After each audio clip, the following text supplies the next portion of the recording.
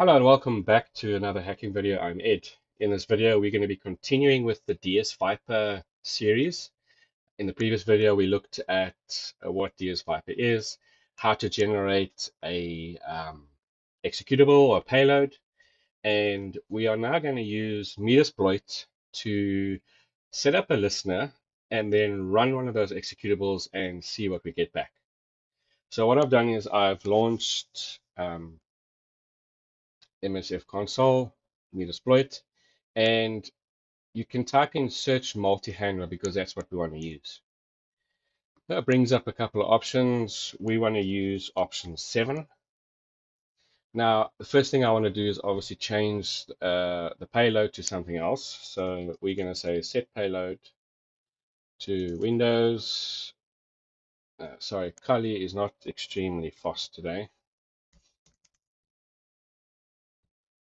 And I'm going to use Interpreter reverse TCP shell.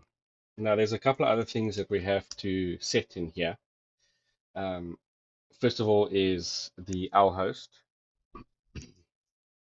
and obviously the L port. So I'm going to set the L port to 443, and I'm going to set the host to my Kali machine. Let me just get that IP.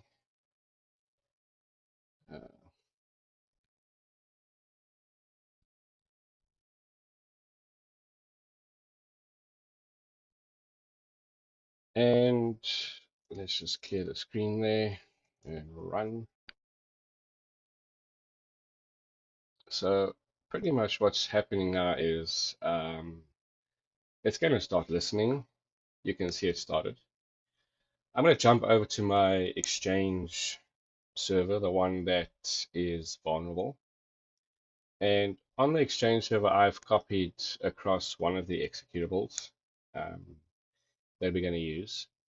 Now, this one pops up with a message. The rest of them start, you don't see them. They start, quit, so it runs in the background.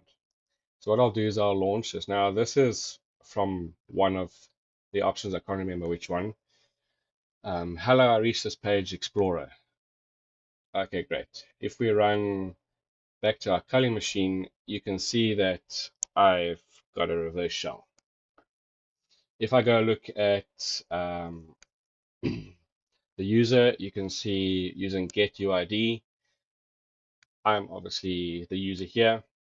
I might not be elevated. I might, be a restricted user to a sense that nothing can take place, etc.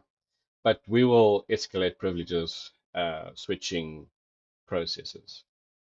If I go back to this Exchange server and I kill this window, you'll notice that I still have a session. If I go look at my sessions, -I still have a session there. So, like I say, the persistence on this is actually nice. It doesn't just terminate. Even though I closed that window, it's still running in the background. So what we're going to do in the next video is I'm going to show you how to migrate a process so that we can get to NT system authority, NT authority system, and then we will take it further after that. If you like this video, please like and subscribe to my channel, and I look forward to seeing you in the next one.